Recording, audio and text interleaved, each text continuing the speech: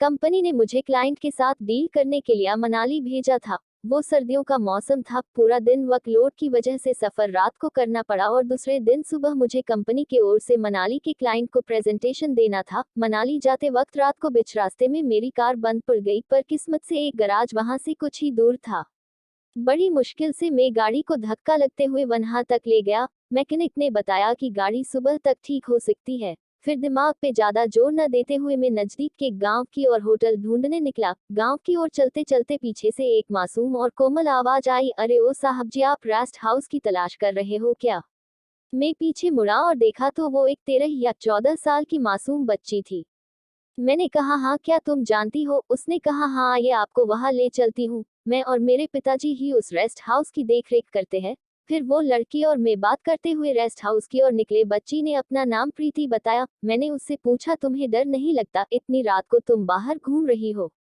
वो बोली, अब मुझे इंसानों से डरने की कोई जरूरत नहीं, पिछले 10 सालों से यही काम कर रही हूँ। मुझे उसकी बातें कुछ अजीब लग रही थी, पर फिर मैंने सोचा कि एक 13 साल की बच्ची की बातों पे ध्यान देने का कोई मतलब नहीं, बच्ची है, कुछ भी बोल सकती है।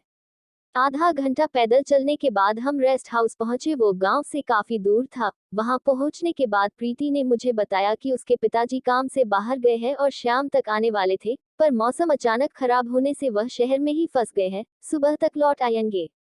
मैंने कहा, तुम्हारे पिताजी को डर नहीं लगता कि एक छोटी बच्ची को अकेले छोड़ के जाते हैं? वो बोली, यही तो गलती थी पिताजी की। उसने फिर से अजीब और डरावनी आवाज में बात करना शुरू किया। फिर मैं कमरे में चला गया। थोड़ी देर बाद वो प्रीति खाना लेकर आई। खाना खाने के बाद वो रूम में मेरे पास बैठी। मैं मेरे ख्यालों में खोया हुआ था। वो अचानक से मेरे पैर दबाने लगी। मैंने उसके हाथ पकड़े और पूछा, ये तुम क्या कर रही हो? वो बोली, पैर दबा रही हूँ। और क्या आप थके हुए हैं ना? वो मासूम निगाहों से मेरी तरफ देख रही थी। मैंने कहा, देख छोटी, नहीं तो मैं थका हुआ हूँ और नहीं मैं तुमसे कभी पैर दबा सकता हूँ। वो बोली, क्या मैं इतनी बुरी लड़की हूँ? मैंने कहा, नहीं रे पगली, तुम मेरी छोटी बहन जैसी है, और हमारे यहाँ छोटी बहनों से पैर नहीं दबवाते। थोड़ी देर वो मुझे देखते ही रही। उसके चेहरे पर मुस्कान थी। वो बोली, क्या सच में आप मुझे अपनी बहन मानते हो? मैंने कहा, हाँ बिल्कुल। और तू मुझे ये साहब जी नहीं भैया बोल, ठीक है? मैंने उससे कहा, मुझे खाने के बाद कॉफी पीने की आदत है, नहीं तो मेरा सिर दुखता है। मेरी कॉफी वाली बात सुन के उसके चेहरे से हंसी गायब सी हो गई। वो बोली, उसको भी खाने के बाद कॉफी पीने की आदत थी। मैंने पूछा, किसको? उसने मेरी बात का कोई जवाब नहीं दिया और कॉफी लाने चली गई।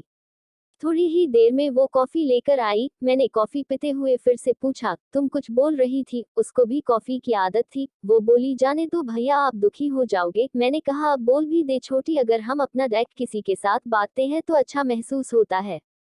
वो बोली, तो फिर सुनो, ये कहानी है एक मासूम लड़की की और दरिंदे की। ऐसा ही एक रेस्ट हाउस था। उसकी देखभाल एक गरीब बाप बेटी करते थे। एक दिन लड़की पिताजी शाम को तूफान की वजह से शहर में फंस गए थे, रात को वापस नहीं आ सके।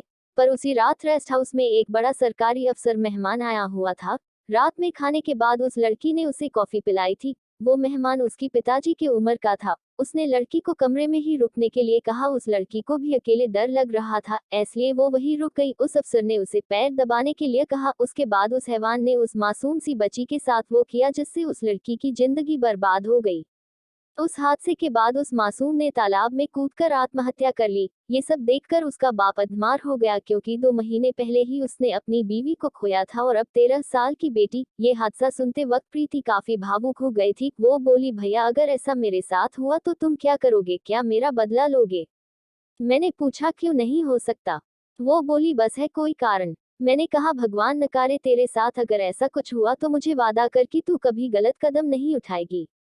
तू मेरे आने का इंतजार करेगी, तेरा भाई अभी जिंदा है। मैं भी भावुक हो गया था। प्रीति की आंखों भर आई। वो बोली, तुमने मुझे शांत कर दिया भैया, मुझे शांत कर दिया। मैंने उसके सर पे हाथ रखा तो वो बच्ची मेरे सीने से लगकर रोने लगी।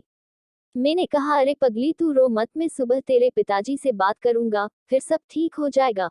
वो बोली, सब ठीक हो गया है भैया, सब ठीक हो गया। मुझे उसकी बात समझ नहीं आई। मैंने कहा, सब ठीक हो गया तो रो क्यों रही है? वो बोली, ये खुशी के आंसू है। मैंने घड़ी पर नजर डाली तो रात के 2 बज रहे थे। मैंने उसे कहा, चल अब रात बहुत हो गई है, सो जा। वो रूम के बाहर जाने लगी। मैंने उसे रोका और कहा कि तू यही सो जा बेड पे, नहीं तो बाहर अकेली डरती रहेगी रात भर, मैं नाराज हो जाऊंगा। इस डर से प्रीति मुझे मना नहीं कर पाई। मैं उसे बेड पे सुलाकर खुद आराम कुर्सी पर सो गया। कुछ देर में प्रीति ने बताए हुए हादसे के बारे में सोचता रहा, फिर याद आया उस हादसे वाली लड़की का नाम उसने बताया ही नहीं। बाद में सोचा कि कल सुबह पूछ लूंगा। सुबह सुबह मेरी नींद पंछियों के चहकने की मधुर आवाज से खुली और मैंने जब बेड पे देखा तब प्रीति वहां नहीं थी। दरवाजा खुला था, मुझे लगा वो बाहर अपने पिताजी के आने का इंतजार कर रही होगी। मैं ताजी हवा लेने और प्रकृति को निहारने के लिए बालकनी में गया और देखा नीचे कुछ गांव के लोग इमारत के नीचे खड़े हैं और सभी मेरी तरफ आश्चर्य और डर की भावना से देख रहे थे। मैंने उन्हें हाथ जोड़ के राम राम किया। उनमें से सबसे बुजुर्ग आदमी ने मुझे इशारा करके नीचे बुलाया और जब मैं नीचे गया तब बुजुर्ग ने पूछा, तुम कौन हो और यहाँ क्या कर रहे हो? मैंने कहा, मैं संदीप हूँ और कार खराब होने की वजह से एक रात के लिए इस रेस्ट हाउस में रुका हूँ। बुजुर्ग ने कहा, क्या एक 13 साल की छोटी लड़की तुम्हें यहाँ लाई थी? मैंने हाँ में जवाब दिया। तभी सबके चेहरे का रंग उठ गया। मैंने कहा, क्या हुआ, सब डरे हुए क्यों है? बुजुर्ग बोले, तुम्हारा सामान लेकर हमारे साथ चलो, बाकी बातें तुम्हें शिव मंदिर में समझा देंगे। उन सबके चेहरे देखकर मैं कुछ बातें समझ में आ रही था और मैं जब सामान लेने रेस्ट हाउस में गया तब वो नजारा देखकर दंग रह गया। रात को जिस साफ सुथरे रेस्ट हाउस में आया था वो अब पुराने खंडहर जैसा दिख रहा था। मैंने बिना डरे मेरा बैग और कपड़े समेटे और उनके साथ शिव मंदिर गया। वहां पर गांव के और भी लोग आए थे। मैंने रेस्ट हाउस में जो कुछ हुआ वो सब बताया और फिर उनमें से एक बुजुर्ग उठा और मेरे पैर पड़ने लगा। मैंने कहा, आप ऐसा क्यों कर हो? वो रोने लगे और बोले, तुमने मेरी बेटी की भटकती रूह को मुक्ति दे दी, जो 10 साल से बदले की आग में जल रही थी। मंदिर के पुजारी ने बताया, जो लड़की तुम्हें रात को रेस्ट हाउस ले गई थी वो 10 साल पहले मार चुकी है और ये उसी के पिताजी है। रेस्ट हाउस में ले जाके उस रूह ने ना जाने कितनों की जाने ली, पर तुम अच्छे इंसान हो संदीप। तुमने उसे विश्वास दिलाया कि इस दुनिया में अच्छे लोग भी होते हैं।